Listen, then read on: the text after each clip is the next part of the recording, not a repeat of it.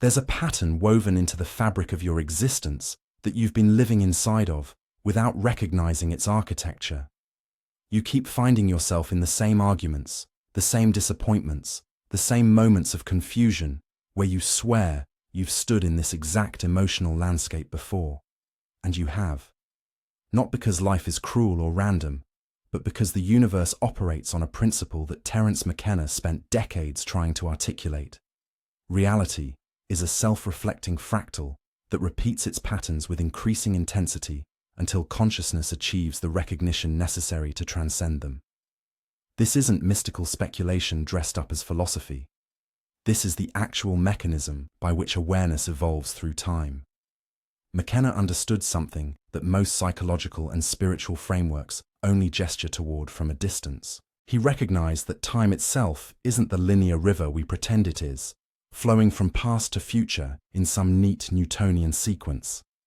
Time is structured more like a fractal algorithm, a mathematical strange attractor that pulls experience into recognizable patterns at every scale of observation.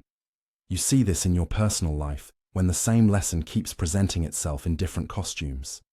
You see it in human history when civilizations rise and fall according to patterns so predictable that historians can map them like seasons. You see it in the structure of matter itself, where electrons orbit nuclei in patterns that mirror planets orbiting stars, which mirror galaxies rotating in the cosmic deep. The pattern repeats because the pattern is what time is doing. Time isn't a container for events. Time, but you're not. You're dealing with an archetype, a structural template that consciousness is using to organize experience into recognizable forms. The archetype of abandonment, the archetype of unworthiness, the archetype of the hero's struggle, the archetype of the martyr. These aren't just psychological categories. They're actual strange attractors in the phase space of consciousness, gravitational wells that pull experience into their orbits. McKenna talked about the transcendental object at the end of time, this hyperdimensional attractor that's pulling all of existence toward it like an infinitely complex magnet. But he also understood that this same attractor operates at every scale, creating smaller eddies and whirlpools in the flow of time. Your personal neuroses are miniature versions of the cosmic attractor, local manifestations of the universal pattern-making tendency. The reason your life keeps repeating certain scenarios is because you've constructed an attractor in your own psyche, a gravitational well made of belief and habit and unconscious assumption, and that attractor is now pulling events toward it. You're not passively experiencing a random universe. You're actively participating in the construction of patterns that then constrain what you're able to experience. The universe repeats because you're repeating, and you're repeating because you haven't yet recognized the mechanism by which you're creating the repetition. This is the part that makes people uncomfortable because it suggests a level of responsibility that most consciousness isn't ready to accept. If the patterns are being generated by your own unexamined habits of mind, then you can't blame the universe, your childhood, your partner, or your circumstances for why things keep happening the same way. McKenna wasn't interested in the kind of spiritual bypassing that uses concepts like karma or destiny to avoid the actual work of consciousness transformation. He was pointing at something much more immediate and much more demanding. The patterns repeat until you develop the capacity to observe them without identification, not to judge them, not to fix them, not to understand them intellectually, but to observe them with the kind of witnessing awareness that creates distance between consciousness and its contents. The fractal nature of this process is crucial to understand. A fractal is a pattern that repeats at every scale, maintaining self-similarity, whether you're looking at it from far away or zooming in to examine the details. The coastline of Britain has the same jagged complexity, whether you're viewing it from space or measuring it with a ruler at the beach.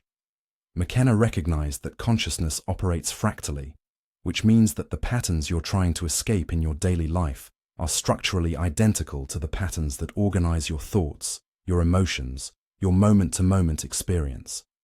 You can't escape the pattern by changing the content because the pattern transcends content. You have to recognize the pattern itself, and recognition happens not through thinking, but through a shift in the quality of attention you bring to experience.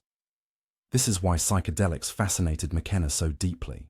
Not because they provided escape or entertainment, but because they temporarily suspended the repetition-creating mechanisms of ordinary consciousness. In the psychedelic state, the default mode network, the part of the brain responsible for maintaining the sense of a continuous self moving through linear time, goes quiet. And when that happens, you suddenly see the patterns that ordinary consciousness has been too embedded in to recognize. You see that what you thought was your personality is actually a collection of habits. What you thought was reality is actually a consensus agreement. What you thought was time is actually a strange loop, a self-referential structure that creates the illusion of forward movement while actually cycling through the same archetypal territories over and over again. The medicine doesn't create these insights. It removes the obstacles to seeing what's already there. But you don't need psychedelics to begin recognizing the patterns. You just need to start paying attention to repetition itself. When you find yourself in a familiar emotional state, instead of getting lost in the drama of why this is happening again, you pause and you notice the structure. You notice that there's a trigger, a habitual response, an emotional payoff, and a return to baseline. You notice that this structure is the same whether the trigger is your boss or your mother or the stranger who cut you off in traffic. The content is irrelevant. The pattern is what matters. And the moment you start seeing the pattern, something shifts. Not because you've done anything to fix it, but because the act of observation itself introduces a new element into the system. Consciousness watching itself creates a strange loop that destabilizes the repetition. McKenna would often talk about reality as a syntax, a grammatical structure that consciousness learns to navigate the same way you learn to speak a language. And just like language, reality has rules, patterns, habits of organization that become so familiar you stop noticing them. You learn as a child that certain actions produce certain results, that certain emotional states lead to certain outcomes, and you internalize these patterns until they become the invisible operating system through which you process experience. The problem is that these patterns aren't neutral descriptions of how reality works.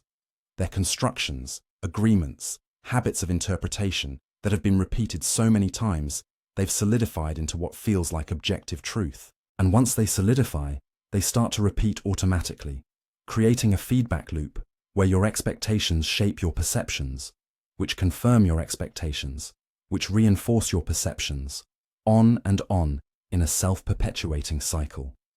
This is the mechanics of how the universe repeats until you wake up. It's not that some external force is forcing you through the same experiences. It's that you've built an internal template, a perceptual filter made of belief and assumption and unexamined conviction. And that filter is now determining what you're able to see, feel, and understand. You're not experiencing reality directly. You're experiencing your model of reality, your map of the territory, and you're mistaking the map for the territory itself. And because you're navigating according to the map, you keep ending up in the same places, following the same routes, encountering the same obstacles.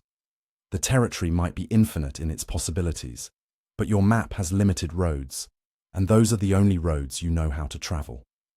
McKenna understood that breaking free from repetition isn't about trying to change the external circumstances of your life. It's about recognizing that the circumstances are being generated by the invisible patterns you're carrying. He talked about the importance of novelty, not as mere newness or entertainment, but as the intrusion of something genuinely unexpected into the closed loop of habit. Novelty breaks the pattern because it introduces information that your existing map can't accommodate. It forces consciousness to expand, to create new categories, to update its operating system. And in that moment of forced expansion, there's a crack in the repetition, a gap where new possibilities can emerge. But here's the tricky part that most people miss.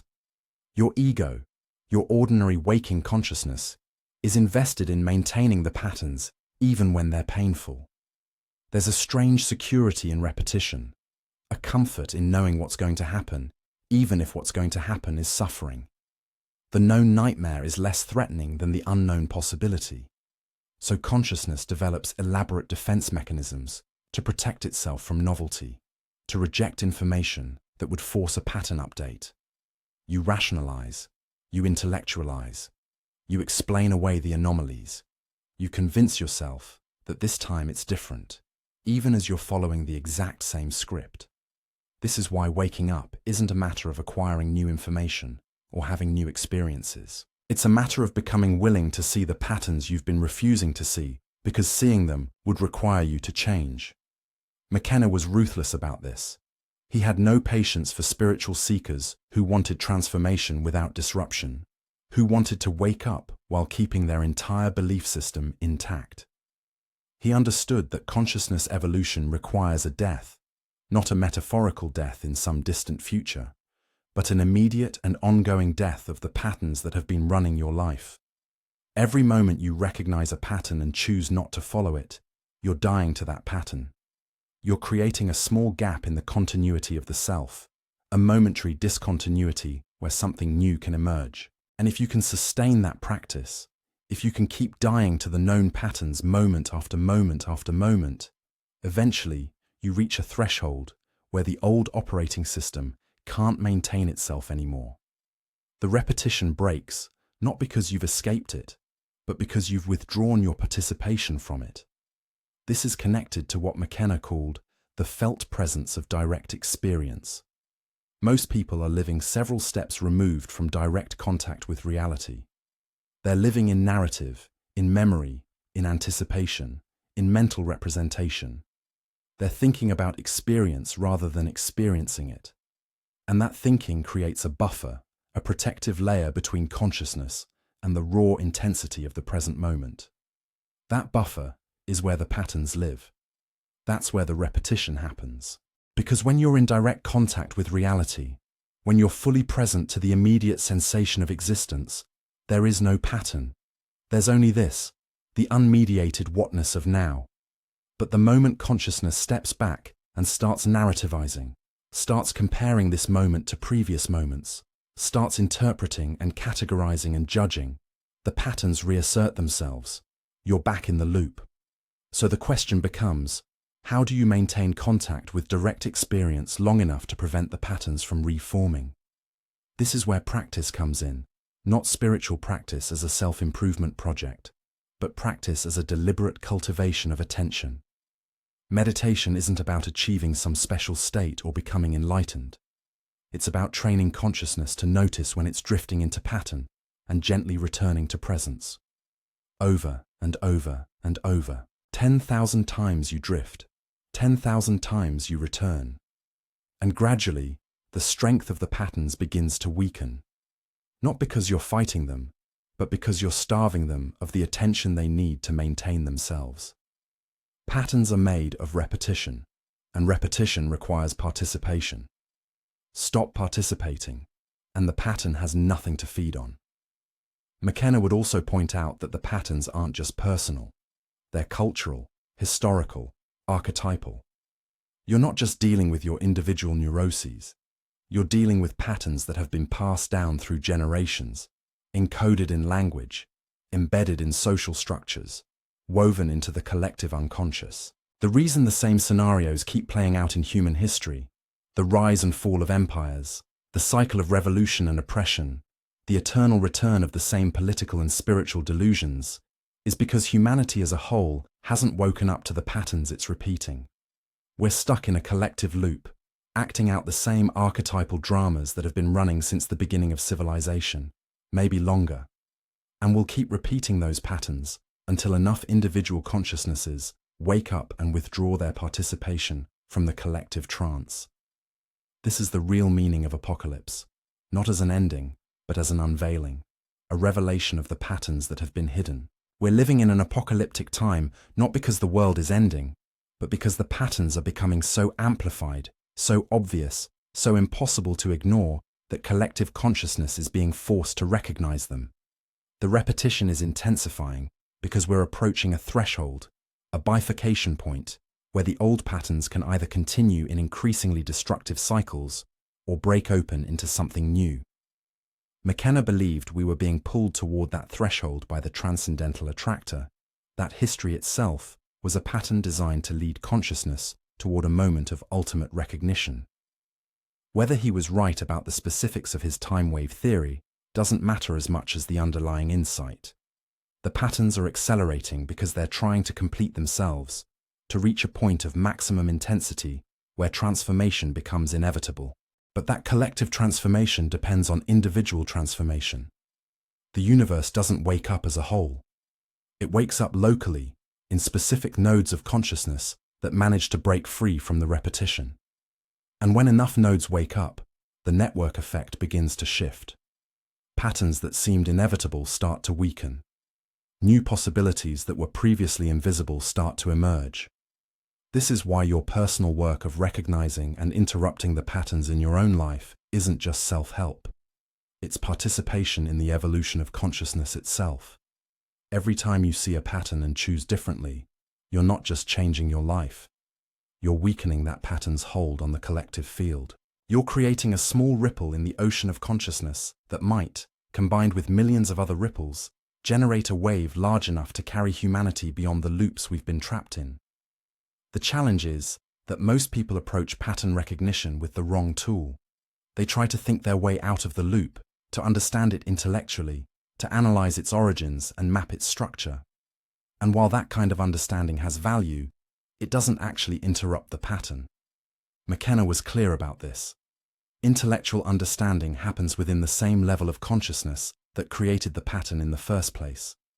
You can't solve a problem using the same operating system that generated the problem. You need a shift in the quality of consciousness itself, a movement to a different level of observation, where the pattern becomes visible as a pattern rather than as reality itself. This is why he was so interested in what he called boundary dissolution. The patterns that keep your life repeating are maintained by boundaries, by divisions between self and other, between subject and object, between inside and outside. These boundaries aren't natural facts about reality. They're habits of perception, learned distinctions that consciousness uses to organize the chaos of raw experience into manageable categories. But those categories, once established, become prisons. They limit what you can perceive, what you can imagine, what you can become. The boundary between you and your pattern is an illusion. There's no separate you that has a pattern. There's just the pattern pretending to be a you. And as long as you identify with that constructed self, you'll keep repeating the pattern because the pattern is literally what you think you are. This sounds abstract until you actually encounter it in experience. Sit quietly for a few minutes and watch your thoughts. Don't try to change them or control them, just observe.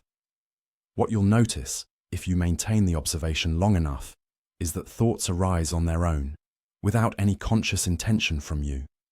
You don't decide to think a thought and then think it. The thought appears, and then a half-second later, there's a sense of ownership, a claim that, I thought that. But the claim comes after the thought, not before. Which means the sense of being a thinker who has thoughts is itself a thought, a pattern that's been repeated so many times it feels like the foundation of your identity. But it's not.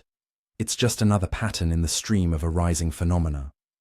When you see this directly, not as an intellectual concept, but as a lived recognition, something profound shifts. You realize that the you who's been trying to escape the patterns is itself part of the pattern. There's no separate self that can step outside the loop, because the sense of being a separate self is one of the primary patterns that keeps the loop running. This is the paradox at the heart of all spiritual work. The you that wants to wake up is the you that's dreaming. The you that wants to break the pattern is the pattern. So awakening can't happen through effort or intention or will, because all of those are movements within the dream, gestures that reinforce the very structure they're trying to escape. McKenna understood this paradox intimately, which is why he was so suspicious of spiritual paths that promised liberation through practice or purification or moral improvement. Those paths assume there's a self that needs improving, and that assumption is the problem. What's needed isn't improvement, but recognition. Not recognizing some truth about yourself, but recognizing that what you've been calling yourself is a process, not a thing, a verb, not a noun, a flowing stream of arising and passing phenomena organized temporarily by patterns of memory and habit and cultural conditioning. And when you see that, when you really see it, the question changes from, how do I escape the pattern, to, what is it that's seeing the pattern? That seeing, that witnessing awareness, isn't part of the pattern. It's the space in which the pattern appears. And that space has qualities that are radically different from the constructed self. It doesn't change. It doesn't age. It doesn't suffer or seek or fear. It simply is, allowing all phenomena to arise and pass without grasping or rejection. This is what the contemplative traditions point toward with words like Buddha nature or pure awareness or the true self. But these terms are misleading because they make it sound like there's some special state you need to achieve or some hidden self you need to discover. There isn't. The witnessing awareness is already here, already functioning, already the context in which your entire life is taking place. You've just been so focused on the content, the thoughts, the emotions, the sensations, the patterns, that you haven't noticed the context. The universe repeats until you recognize yourself as the space in which the repetition occurs, rather than as the character in the repeating story. This isn't a metaphor or a technique or a belief. It's a direct shift in identity, a movement of consciousness from identification with the patterns to resting as the awareness that observes the patterns. And once that shift happens, even if only for a moment, the patterns lose their grip. Not because they disappear, they may continue playing out for a while, but because you've withdrawn the belief that they define who you are. You see them as weather patterns moving through the sky of awareness. They arise, they peak, they dissipate, and through it all, the sky remains unchanged. McKenna would add that this recognition isn't the end of the journey, but the beginning of a completely different kind of existence. Once you're no longer identified with the patterns, you're free to engage with them playfully, creatively, without the desperate clinging that comes from thinking your survival depends on them. You can try on different patterns like costumes, wear them for a while, discard them when they no longer serve.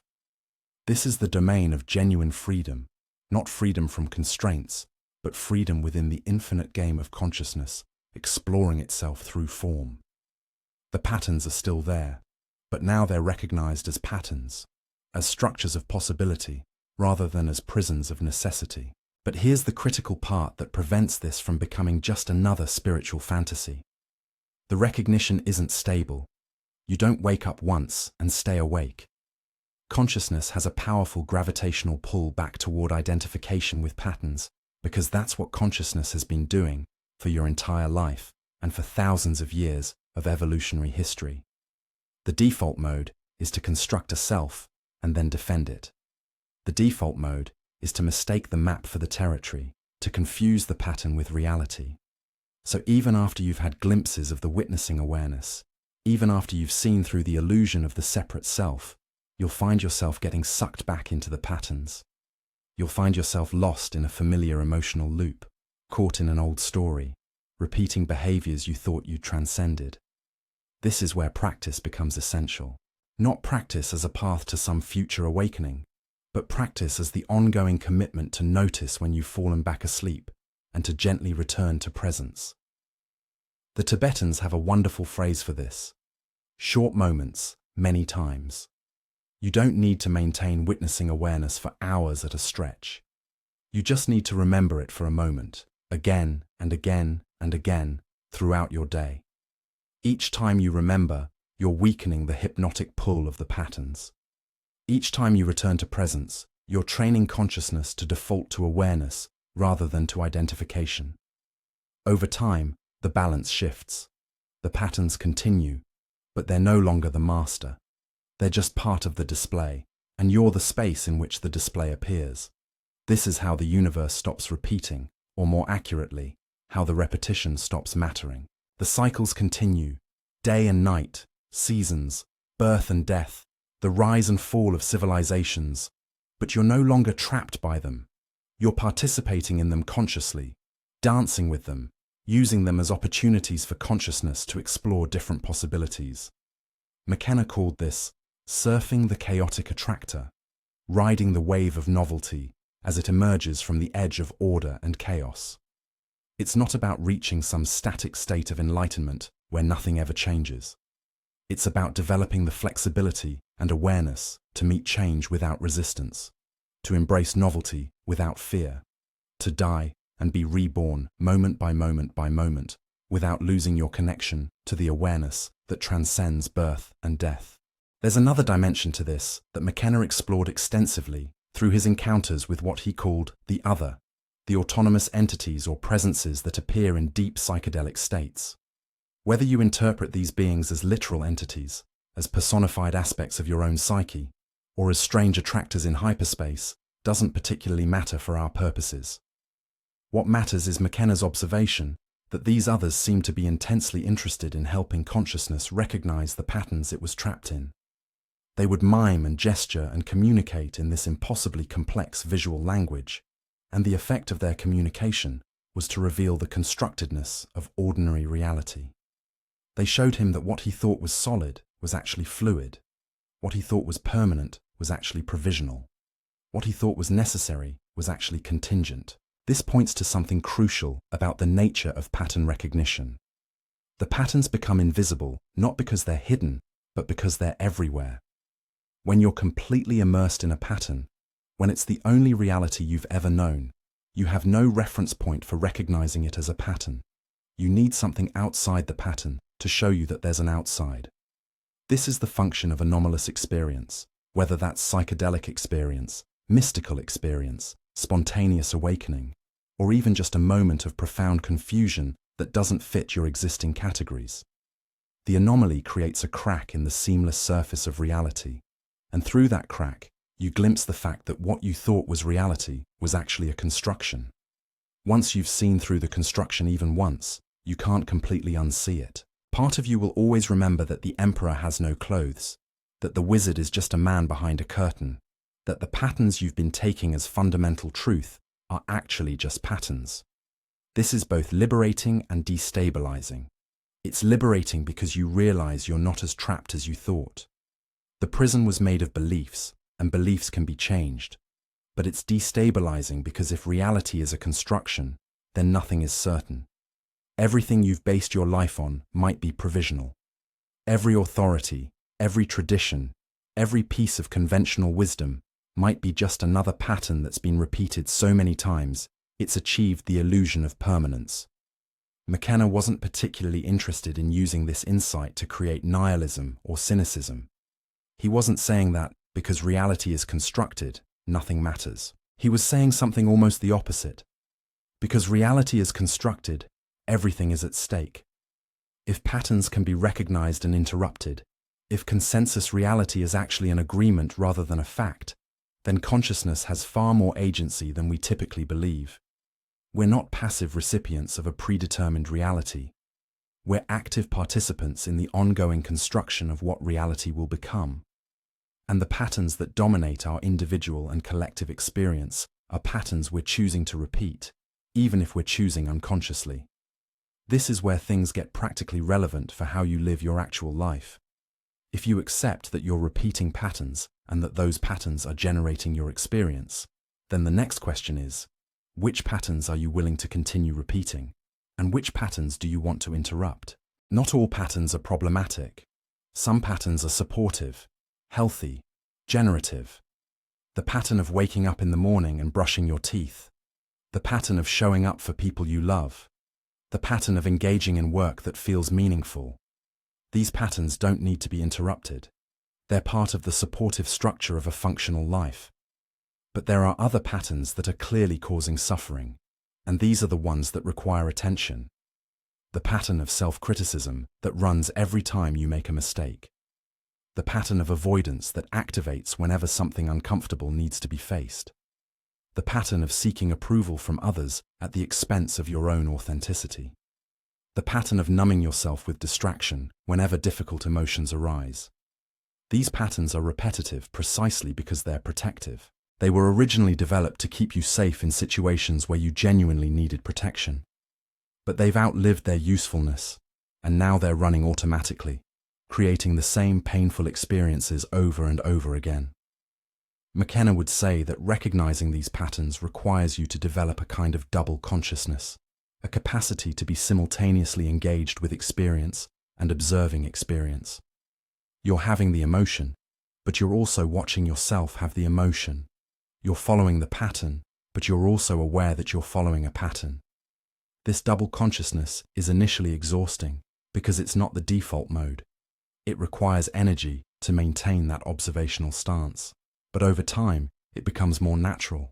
The witness strengthens. And as it strengthens, you develop the capacity to pause between stimulus and response, to notice the pattern activating, and to choose whether to follow it or to do something different.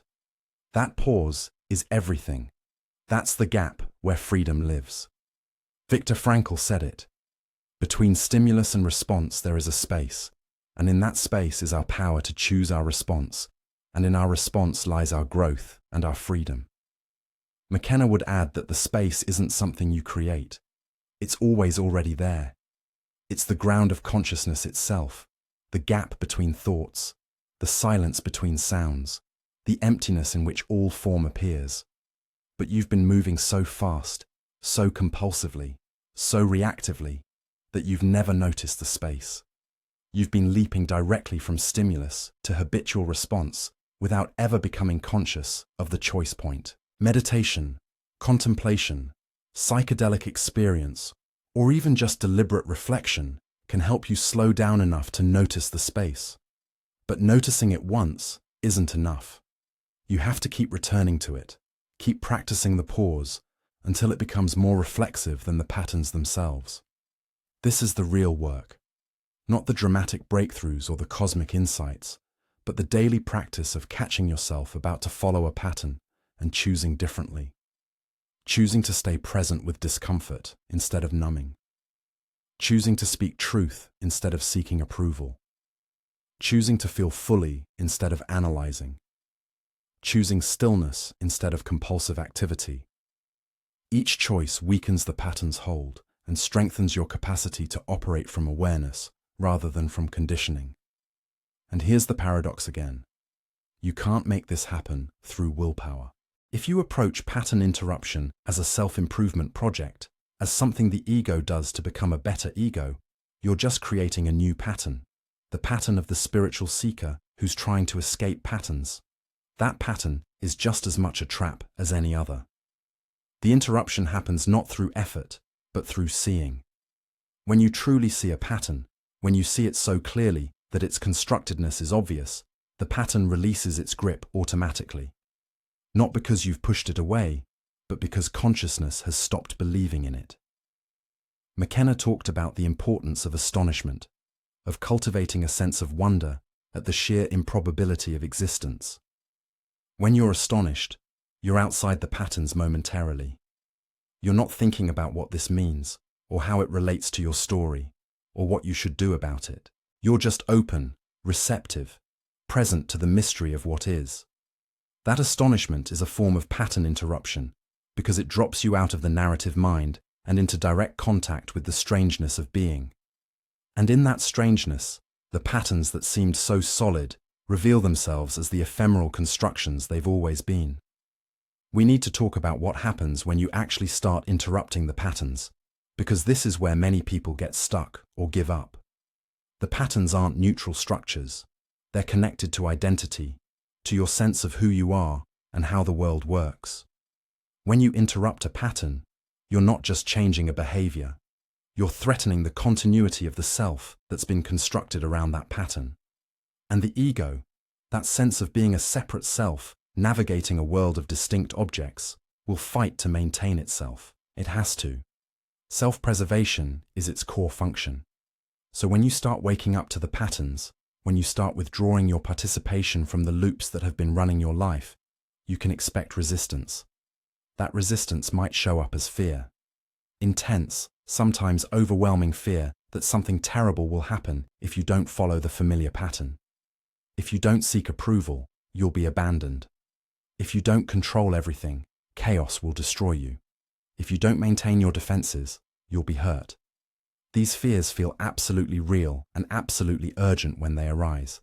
And they are real, in the sense that they're genuine signals from a part of your psyche that believes its survival is at stake.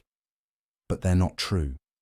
They're based on outdated information, on childhood experiences that taught you that certain patterns were necessary for survival. Those experiences imprinted deeply, creating neural pathways that still fire automatically, even though the original danger is long past. McKenna understood that you can't simply think your way past these survival-level fears. The rational mind can understand that the pattern is outdated, but the body-mind, the limbic system, the unconscious structures that actually run most of your behavior, they don't speak the language of reason. They speak the language of direct experience. So interrupting the pattern means going through the fear rather than around it. It means feeling the activation in your body, the surge of anxiety or panic or dread, and staying present with it instead of immediately jumping to the habitual response that's designed to make the feeling go away. This is somatic work. This is where transformation happens not in the realm of ideas, but in the realm of felt experience. When you stay present with the fear without acting on it, something remarkable happens. The fear peaks, and then it passes. It moves through you like a wave, rising and cresting, and eventually subsiding. And on the other side of that wave, there's space. There's the direct recognition that you survived the feeling without needing the pattern. The part of your psyche that was convinced you'd die if you didn't follow the pattern receives new information. I felt the fear fully. I didn't do the habitual thing, and I'm still here. That new information begins to rewire the neural pathways. Not instantly, not permanently, but incrementally. Each time you go through the fear instead of around it, you're teaching your nervous system that the pattern isn't necessary for survival. This process is uncomfortable in ways that spiritual teachings often gloss over. We want awakening to be blissful, to be a gentle expansion into light and love and cosmic consciousness. And those experiences do happen, but they're not the whole story. Waking up also involves going through the accumulated grief and rage and terror that's been stored in your body-mind for decades, maybe lifetimes, if you take seriously the possibility of consciousness extending beyond a single incarnation. The patterns were created as protection against feeling those feelings. They're elaborate defense structures designed to keep certain experiences out of awareness. When you start dismantling the defenses, the feelings they were defending against come to the surface. McKenna would call this the toxic byproducts of consciousness evolution. You're metabolizing old material, digesting experiences that were too overwhelming to process when they first occurred. And that metabolism can be messy. You might go through periods of intense emotion, physical symptoms, dreams that dredge up forgotten memories, relationships that suddenly become intolerable because they're based on patterns you're no longer willing to inhabit. This isn't regression, it's integration. You're bringing light to the shadowed corners of your psyche, making conscious what was unconscious, completing the processing of experiences that got frozen in time. The temptation here is to get overwhelmed and decide that waking up is too hard, too painful, too disruptive. Better to just go back to sleep, to re-inhabit the familiar patterns, even if they're limiting. At least they're predictable. At least you know how to manage them. This is a crucial choice point. Because you can go back to sleep, at least partially. You can pull the comfortable blanket of unconsciousness back over your head and pretend you haven't seen what you've seen. But it won't be the same sleep it was before. Part of you will always know you're choosing unconsciousness, and that knowing will create a low-level background suffering that's different from, but not better than the acute suffering of waking up. The alternative is to commit to the process fully, to accept that waking up is going to be disruptive, that some relationships might end, that you might need to change jobs or cities or entire life structures because they're no longer compatible with who you're becoming. This commitment isn't dramatic or heroic. It's just a quiet decision to keep returning to presence, to keep noticing the patterns, to keep staying with the fear and the grief and the unknown. And as you make that decision again and again, day after day, something shifts in the quality of your experience. The disruption starts to feel less like destruction and more like liberation. The unknown starts to feel less like threat and more like possibility. McKenna talked about this as the transition from being a citizen of the known to being an explorer of the unknown. Most people spend their entire lives in the territory that's been mapped, following paths that others have walked, thinking thoughts that have already been thought, feeling feelings that have already been felt. There's safety in that, but there's also profound limitation. The unknown is where novelty lives, where consciousness encounters genuinely new forms and possibilities. And to access the unknown, you have to be willing to leave the security of the known patterns behind. Not forever. You can return to the known when it's useful, but temporarily, to make space for something new to emerge. This is the esoteric meaning of death and rebirth symbolism that appears in every mystical tradition. You have to die to who you've been in order to become who you might be. And that death is ongoing, not a single event, but a continuous process of releasing old patterns and allowing new ones to form, then releasing those too before they calcify.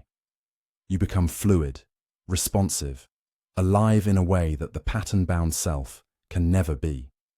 You're no longer trying to maintain some fixed identity. You're allowing consciousness to flow through you, to express itself freshly in response to whatever the moment is calling for. This is the state that the Taoists call Wu Wei, effortless action, where you're no longer acting from will or should, but from a direct perception of what's needed. But reaching this fluidity requires passing through the death of the fixed self, and that death is genuinely frightening for the ego. It feels like annihilation, because from the ego's perspective, it is annihilation.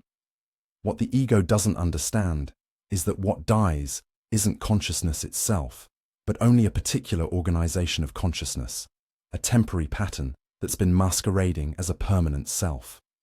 Consciousness doesn't die. It can't die. It just takes on different forms, and when one form releases, there's a moment of formlessness before the next form emerges. That moment of formlessness is what the ego experiences as death, as void, as the terrifying absence of everything familiar.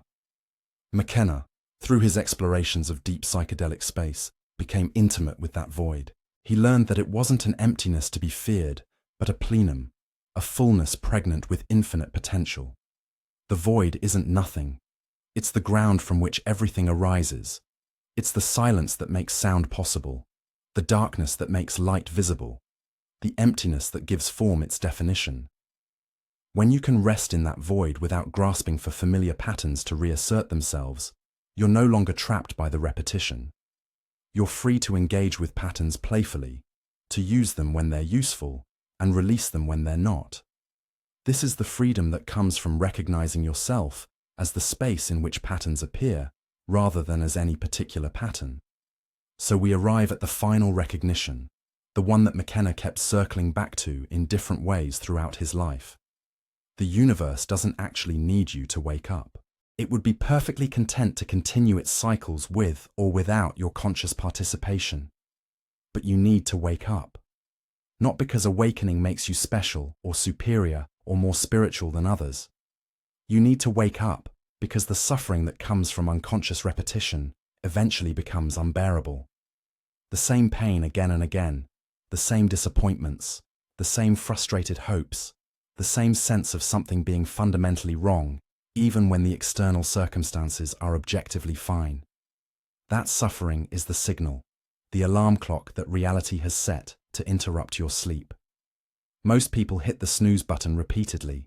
They find ways to manage the suffering, to medicate it, to distract from it, to blame it on external circumstances that need to be fixed. And those strategies work for a while, but eventually the suffering breaks through again, usually more intense than before because the pattern has been allowed to continue unchallenged. At some point, if you're paying attention, you realize that the suffering isn't incidental. It's essential. It's the mechanism by which consciousness motivates itself to evolve. The repetition intensifies until you have no choice but to notice it, to see the pattern, to recognize that something needs to fundamentally change, not in your circumstances, but in your relationship to experience itself. This is the real meaning of the universe repeating until you wake up. It's not punishment, it's pedagogy.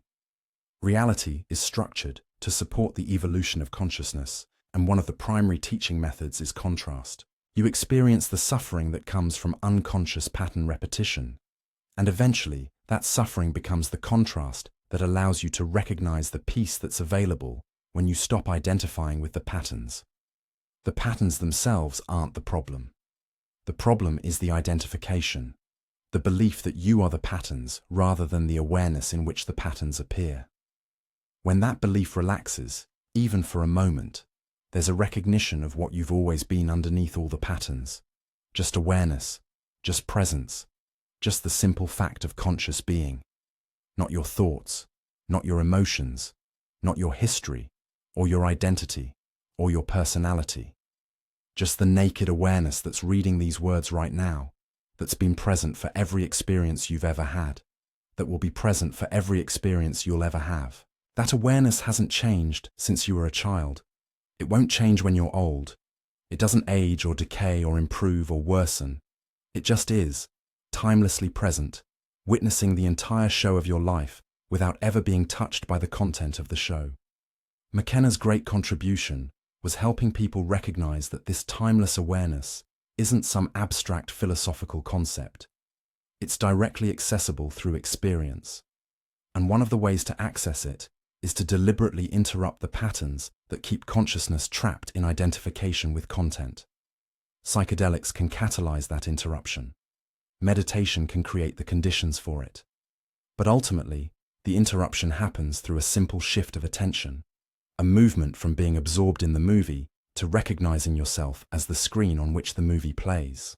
The movie continues, the patterns still run, but you're no longer confused about whether you are the character in the movie or the awareness watching it. This distinction might seem subtle, even trivial, until you experience it directly. Then you realize it's the difference between suffering and freedom. When you believe you are the character, you're invested in the story working out a certain way. You need the character to be happy, successful, loved, secure. And because life doesn't guarantee any of those things, you suffer. The patterns repeat as consciousness desperately tries different strategies to make the story work out right. But none of the strategies succeed permanently because the strategy is the problem. You're trying to solve an identity issue with behavioral solutions. It can't work. When you recognize yourself as the awareness rather than the character, everything relaxes. The story becomes less important. It still matters. You're still engaged with life, still making choices, still experiencing preferences, but it's not life or death anymore. The character might succeed or fail, might be praised or criticized, might experience pleasure or pain. And all of that is fine, because you're not ultimately identified with the character. You're the space in which the character's experience unfolds.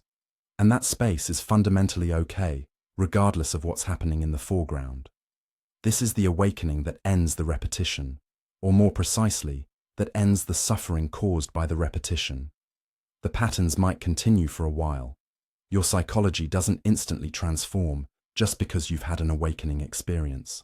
Old habits might still activate, old fears might still arise, old patterns might still try to run, but the relationship to them is different. You see them as patterns rather than as truth. You watch them arise and pass without identifying with them, without believing they define who you are. And gradually, as you stop feeding them with identification, they lose their power. They become quieter, less frequent, less compelling. New patterns might emerge that are more aligned with conscious awareness, patterns of presence and compassion, and creative engagement with life. McKenna spent much of his later life exploring what becomes possible when consciousness is no longer trapped in repetitive loops, when you're genuinely free to respond to novelty without the weight of pattern-based conditioning. He talked about this as the domain of the imagination, not imagination as fantasy, but as the capacity to perceive and actualize possibilities that don't yet exist in manifest form. When consciousness isn't bound by the gravitational pull of existing patterns, it becomes genuinely creative, genuinely novel, capable of bringing through forms and ideas and ways of being that have never existed before. This is the next phase of evolution, not biological evolution through genetic mutation, but conscious evolution through deliberate participation in the shaping of reality. But that participation requires waking up first. It requires seeing through the patterns, withdrawing identification from them, resting as the awareness that precedes all pattern formation. From that resting place, you can begin to consciously choose which patterns to engage with, which aspects of the possible you want to make actual through your attention and action. You become a conscious agent in the evolutionary process, rather than an unconscious victim of whatever patterns happen to be running. This is the promise and the responsibility of awakening. You're no longer just along for the ride. You're helping to steer the ship. The universe will keep repeating its patterns with or without you. The cycles of nature will continue. Civilizations will rise and fall. People will be born and die. But within that larger repetition, there's space for consciousness to evolve, to recognize itself, to participate knowingly in the great game of existence. Whether you take up that opportunity or remain asleep within the patterns is your choice. Not a choice you make once, but a choice you make moment by moment, every time you notice that you've drifted into identification and gently return to presence. That's all waking up is. Returning to presence, again and again, until presence becomes more natural than sleep, until awareness becomes more familiar than pattern, until you recognize that you've never been separate from the vast consciousness that's been watching all along. This is what McKenna was pointing toward through all his explorations, all his linguistic acrobatics, all his attempts to communicate the incommunicable. Not a belief system or a philosophy or a set of practices, but a direct invitation to recognize what you already are beneath all the accumulated patterns. The invitation is always there. The universe is always calling you to wake up, and the repetition will continue, increasing in intensity and obviousness, until you finally hear the call and respond. Not by doing anything special, not by achieving any particular state, but simply by stopping long enough to notice the awareness that's been present all along, patiently waiting for you to remember that you're not the dream, you're the dreamer, and you've been asleep inside your own creation.